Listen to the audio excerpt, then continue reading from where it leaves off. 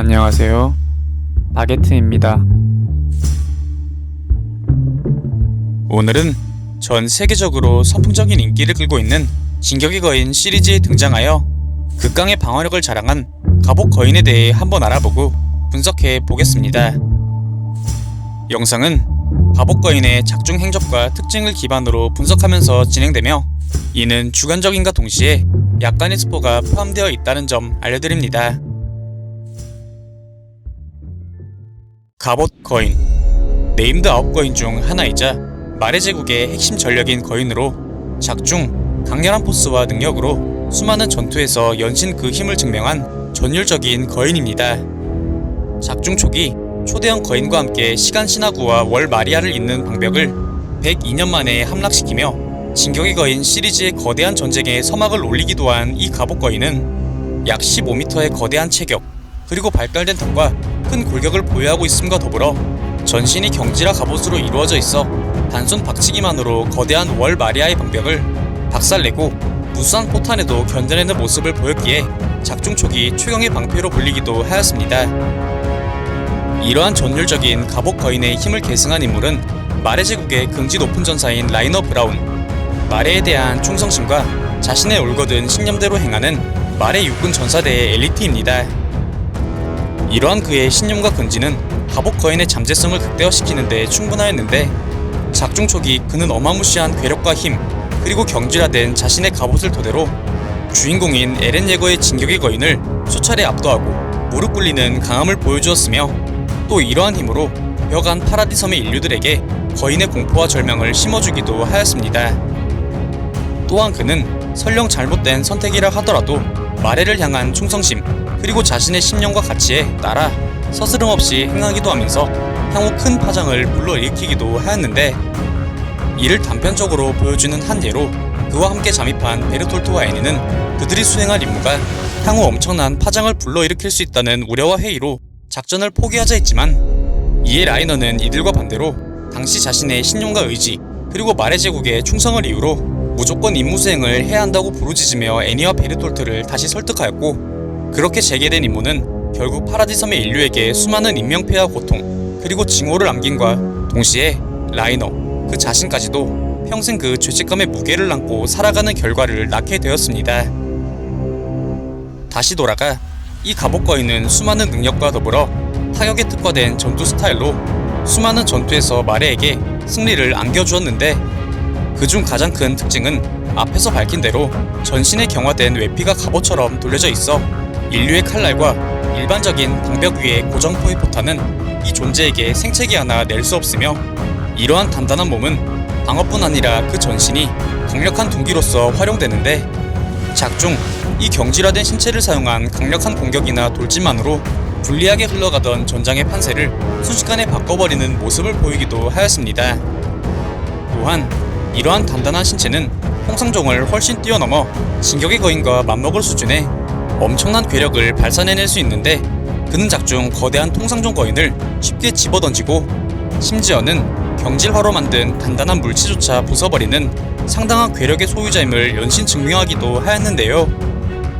이와 더불어 이 갑옷 거인은 특이하게 뇌 기능을 전신 신경망으로 옮길 수 있는 능력을 보여주었는데,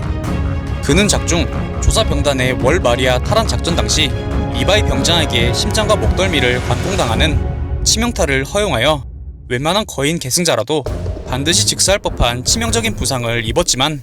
라이너는 공격을 당하기 직전 황급히 뇌의 기능을 전신 신경망으로 전이시킴으로써 전이 직전 뇌의 모든 기억을 보존함과 더불어 순간적인 거인화를 통해 모든 데미지를 회복하는 거의 무적에 가까운 생존 능력을 선보였는데, 이는 작중 갑옷 거인만이 보여준 능력이기에 이 뇌기능 전이의 기술이 갑옷 거인만의 독자적인 능력인지 아니면 네임드 9거인들 전부 가지고 있는 능력이지만 보여줄 기회가 없었거나 능력을 사용하는 방법을 몰랐는지에 대한 내용은 확실하게 밝혀지지 않았습니다. 그렇기에 이 갑옷 거인은 이러한 끈질긴 생명력과 방어력을 토대로 실제 전투 시 단단한 육체를 사용하여 적의 포위망이나 방어 요새를 단숨에 박살내버리거나 적의 포탄 세례로부터 아군을 온몸으로 방어해내는 등 이 갑옷 거인의 장점을 극대화할 수 있는 6탄전 임무에 많이 집중되어 투입되는 모습을 보여주었습니다. 하지만 이 갑옷거인의 이러한 경질화된 신체가 때로는 치명적인 단점으로 작용할 수 있는데, 갑옷거인의 경질화된 육중한 신체는 이 존재의 괴력과 생존성을 높여주지만 이는 또한 신체의 스피드 및 움직임과 기동성을 상당히 저하시켜 적이 쉽게 대응한다는 단점이 존재하는데,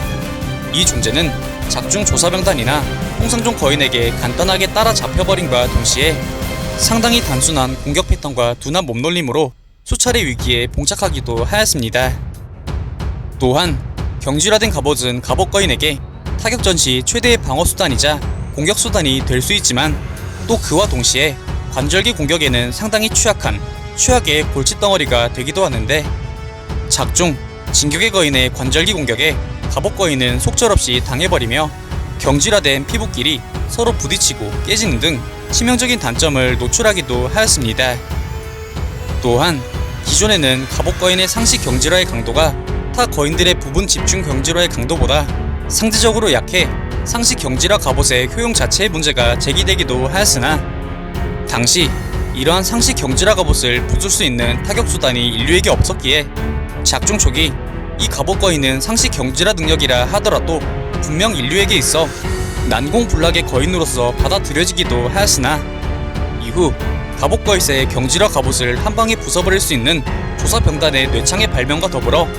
인류 문명의 발전에 따라 대거인 철갑탄, 대거인 저격총 등이 다량으로 등장하며 갑옷거인의 상시 경질화 능력의 위력은 시간이 갈수록 저하될 수밖에 없으며, 가까운 미래에는 이 갑옷이 더 이상 이 존재를 보호해주지 못할 가능성도 있겠습니다. 그렇기에 일각에서는 유사시 갑옷거인의 이 상시 경질화 갑옷을 해제하면 되지 않냐고 주장하지만, 정작 갑옷거인은 작중 위기 상황에서 단 한 번도 상시 경질화를 풀지 않았다는 점, 이러한 내용에 대한 언급이 작중 단 한 번도 없었다는 점 등으로 보아 갑옷거인의 상시 경질화 상태는 탈부착이 불가한 고정적인 능력이거나, 아니면 갑옷의 탈부착 및 해제는 가능하지만 계승자인 라이너 브라운의 무지로 인해 위 능력을 발현하지 못하는 것으로 판단됩니다. 그렇듯 이 갑옷거인은 단단한 상시 경질화 갑옷을 이용해 월 마리아의 방벽을 부숴버리며 파라디 섬 전체에 거인의 공포와 전율을 전파시키며 화려하게 등장한 후 갑옷거인의 계승자인 라이너 브라운의 신념과 의지하에 작중 초기 진격의 거인을 한방에 박살내고 엘디아인을 학살하는 등 연신 강력하고 잔혹한 모습을 보여주었습니다. 하지만 상대적으로 명확한 단점으로 인해 진격의 거인에게 패하고 여성형 거인을 잃어버려 임무에 실패한 그는 말의 제국으로 돌아가서도 그가 신념대로 행한 악행들에 수많은 나날들을 죄책감에 시달려야 했으며, 시간이 지나고 인류 문명의 발전에 따라 대거인 병기들이 속속들이 개발되어 그가 자랑했던 갑옷거인의 상시 경질화 갑옷 또한 점차 위력을 잃어가게 되었으며, 이후 어느 순간 마레에 나타난 에렌에 의해 그 역시 자신이 벌인 악행의 똑같은 희생자가 되어버리고 맙니다. 오늘 준비한 영상은 여기까지입니다. 다음엔 더 나은 영상으로 찾아뵙겠습니다. 그리고 보시고 싶으신 영상이나 주제 댓글로 남겨주시면 다음 영상 작업 시 최대한 반영하여 제작할 수 있도록 노력하겠습니다.